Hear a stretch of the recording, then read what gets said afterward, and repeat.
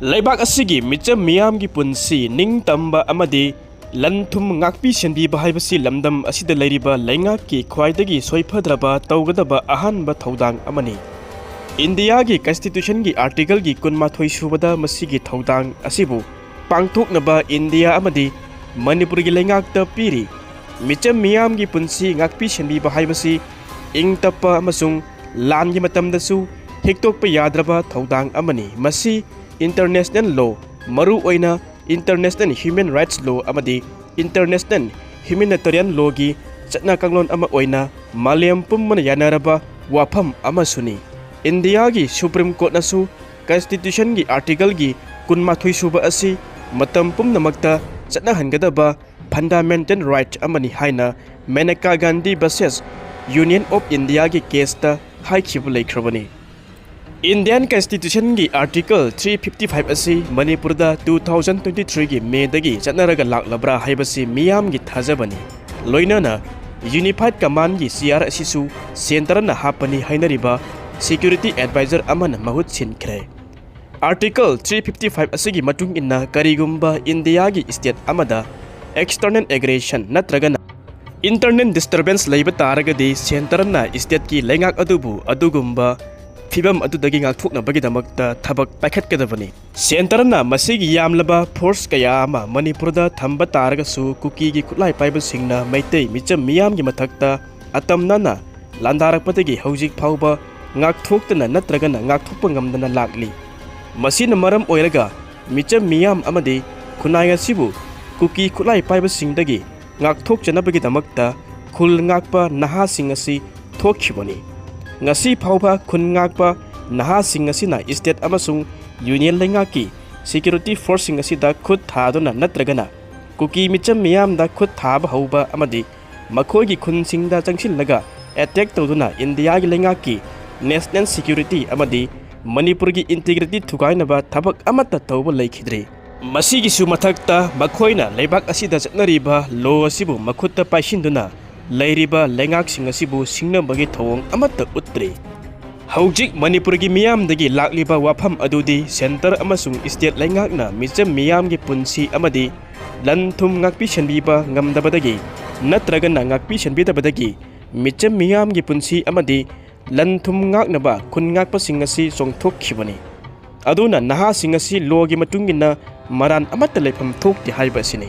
Matang asida India gi constitution gi Nipuni Thoi Suba Amendment Act 1976 na nauna hapslakiba Part 4A na India gi citizen kudimakta piriba fundamental duties sing khara ningsing bayai. Article 51A sina leibak asigi citizen singda India gi sovereignty, unity amadi integrity ngaknaba Article 51A dina leibak asibu aggression amadi armed rebellion gi Fibam singdagi ngakthoknaba amadi nation gi tangai phadaba lakpada thabak taunaba amasung Article 51A aina citizen sing asida miyam gi lanthum ngaksinaba amasung violence thadoknaba thodang kaya amasu piri. Mamang sahi gi megi tang ahumdagi Manipur asida kuki khulai paiba singna maitei micham miyam amadi Manipur laingaki mayokta atamnana landarakliba asidagi miyam gi punsi lanthum amadi Manipur gi integrity ngakpada natana India gi national security da sinarliba masing yamlaba kuki khulai paiba singi thawong asibu KHUNGAKPA sing asina leijaba pangan thaunana ngasi phauba mayokna raga laklibani. KHUNGAKPA sing asina leibak asigi nagrik ama oina lawgadaba thodang sing maru oina constitution gi fundamental duty sing asibu pangthokduna leibak asigi sovereignty, unity amadi integrity loinana law gi matungina semkhraba Manipur gi laingakpu kuki khulai paiba singi landa dagi kannaba tongan ba lanpham kaya amada KHUNGAKPA sing asina thawaina pontha pikhi. Maram asina KHUNGAKPA sing asibu leibak asida chatnariba law thugaiba sing oina lauduna makhoibu phanaba hotnabagi mahutta leibak asibu kannaba hotnabada nagrik amagi lawpham thokpa tawpham thokpa thodang lauduna mathau pangthokliba singni haina khanna laingakna makhoibu nation gi thakta ikai khumnabiba Roinana kan Pigadabani award Pigadabani ningthina ngak senbifam thokpani haibasi micham miyam gi praja miyam gi ima mayam gi akanba kholau amani. ꯍꯧꯈꯤꯕ ꯃꯇꯝ ꯈꯔ ꯑꯁꯤꯗ ꯃꯅꯤꯄꯨꯔ ꯇꯝꯄꯥꯛꯀꯤ ꯃꯐꯝ ꯀꯌꯥ ꯑꯃꯗ ꯃꯅꯤꯄꯨꯔꯒꯤ ꯃꯤꯌꯥꯝ ꯊꯣꯏꯗꯣꯛꯅ ꯃꯅꯤꯄꯨꯔꯒꯤ ꯅꯨꯄꯤꯁꯤꯡ ꯀꯌꯥ ꯑꯃꯅ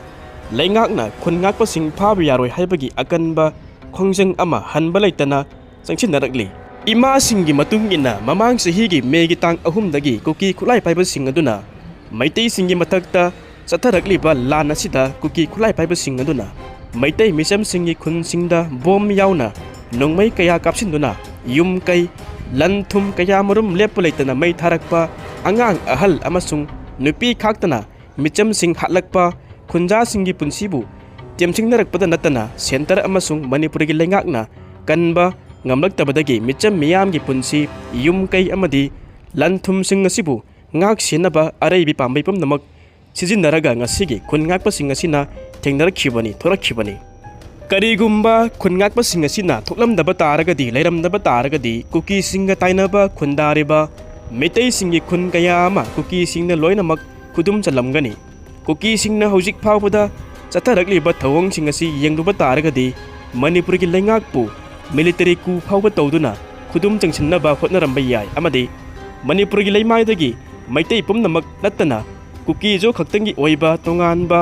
ꯖꯥꯂꯦꯡꯉꯥꯝꯒꯤ ꯃꯪꯂꯥꯟꯒꯤ ꯃꯥꯌꯣꯛꯇ ꯂꯩꯕ ꯐꯨꯔꯨꯞ ꯈꯨꯗꯤꯡꯃꯛ ꯇꯨꯝꯅ ꯍꯥꯠꯇꯨꯅ ꯃꯥꯡꯍꯟꯗꯨꯅ ꯍꯣꯠꯅꯔꯝꯕꯁꯨ ꯌꯥꯏ꯫ ꯍꯧꯖꯤꯛ ꯂꯝꯗꯝ ꯑꯁꯤꯒꯤ ꯏꯃꯥꯁꯤꯡꯅ ꯍꯥꯏꯔꯤꯕ ꯑꯁꯤ ꯃ꯭ꯌꯥꯟꯃꯥꯔꯗꯒꯤ ꯂꯥꯛꯄ ꯀꯨꯀꯤꯖꯣ ꯈꯨꯠꯂꯥꯏ ꯄꯥꯏꯕ ꯂꯥꯜꯍꯧꯕꯁꯤꯡ ꯌꯥꯎꯅ ꯀꯨꯀꯤ ꯈꯨꯠꯂꯥꯏ ꯄꯥꯏꯕꯁꯤꯡ ꯑꯗꯨꯅ ꯕꯣꯝ ꯌꯥꯎꯅ ꯑꯐꯕ ꯃꯈꯜꯒꯤ ꯈꯨꯠꯂꯥꯏ ꯀꯌꯥ ꯑꯃ ꯁꯤꯖꯤꯟꯅꯔꯒ ꯃꯩꯇꯩꯁꯤꯡꯒꯤ ꯃꯊꯛꯇ ꯂꯥꯟꯗꯥꯔꯛꯂꯤꯕ ꯑꯁꯤꯗꯒꯤ ꯃꯁꯥꯒꯤ ꯄꯨꯟꯁꯤ ꯑꯃꯁꯨꯡ ꯂꯟ ꯊꯨꯝꯗ ꯅꯠꯇꯅ ꯃꯤꯆꯝ ꯃꯤꯌꯥꯝꯒꯤ ꯄꯨꯟꯁꯤ, ꯂꯟ ꯊꯨꯝ ꯂꯣꯏꯅꯅ ꯂꯩꯉꯥꯛꯀꯤ ꯂꯟ ꯊꯨꯝ, ꯇꯦꯔꯤꯇꯣꯔꯤ, ꯅꯦꯁꯅꯦꯜ ꯁꯦꯀ꯭ꯌꯨꯔꯤꯇꯤ ꯑꯃꯗꯤ ꯂꯩꯕꯥꯛꯀꯤ ꯅꯤꯡꯇꯝꯕ ꯉꯥꯛꯂꯤꯕ ꯈꯨꯟ ꯉꯥꯛꯄꯁꯤꯡ ꯑꯁꯤꯅ ꯇꯧꯔꯤꯕ ꯊꯕꯛꯁꯤꯡ ꯑꯁꯤ ꯂꯩꯕꯥꯛ ꯑꯁꯤꯗ ꯆꯠꯅꯔꯤꯕ ꯂꯣ ꯉꯥꯛꯅꯕ ꯑꯃꯗꯤ ꯈꯨꯟꯅꯥꯏ ꯑꯁꯤꯕꯨ ꯀꯟꯅꯕ ꯑꯣꯏꯕꯅ ꯃꯈꯣꯏꯕꯨ ꯐꯥꯕ ꯄꯨꯟꯕ ꯑꯃꯠꯇ ꯇꯧꯕ ꯌꯥꯔꯣꯏ ꯍꯥꯏꯕ ꯑꯁꯤꯅꯤ꯫ ꯂꯣꯏꯁꯤꯜꯂꯛꯄꯗ ꯍꯥꯏꯖꯅꯤꯡꯕ ꯋꯥꯐꯝ ꯑꯃꯅ ꯇꯁꯦꯡꯅ ꯍꯥꯏꯔꯕꯗ ꯈꯨꯟ ꯉꯥꯛꯄꯁꯤꯡ ꯑꯁꯤꯗꯤ ꯂꯣꯒꯤ ꯃꯥꯌꯣꯛꯇ ꯂꯩꯕ ꯅꯠꯇꯦ꯫ ꯃꯈꯣꯏꯁꯤꯡ ꯑꯁꯤꯗꯤ ꯂꯩꯕꯥꯛ ꯑꯁꯤꯒꯤ, ꯏꯁꯇꯦꯠ ꯑꯁꯤꯒꯤ, ꯅꯦꯁꯟ ꯑꯁꯤꯒꯤ ꯑꯣꯏꯕ ꯏꯟꯇꯤꯒ꯭ꯔꯤꯇꯤ ꯉꯥꯛꯁꯦꯟꯕꯅꯤ꯫ ꯃꯈꯣꯏꯁꯤꯡ ꯑꯁꯤꯕꯨ ꯐꯥꯕ ꯍꯥꯏꯕꯗꯨꯗꯤ ꯑꯣꯏꯊꯣꯛꯇꯕ ꯑꯃꯅꯤ꯫ ꯃꯈꯣꯏꯕꯨ ꯐꯥꯕꯒꯤ ꯃꯍꯨꯠꯇ ꯏꯁꯇꯦꯠ ꯑꯁꯤꯅ, ꯅꯦꯁꯟ ꯑꯁꯤꯅ ꯃꯈꯣꯏꯁꯤꯡ ꯑꯁꯤꯕꯨ ꯏꯀꯥꯏ ꯈꯨꯝꯅꯕꯤꯕ ꯑꯦꯋꯥꯔꯗ ꯆꯥꯎꯅ ꯄꯤꯐꯝ ꯊꯣꯛꯏ꯫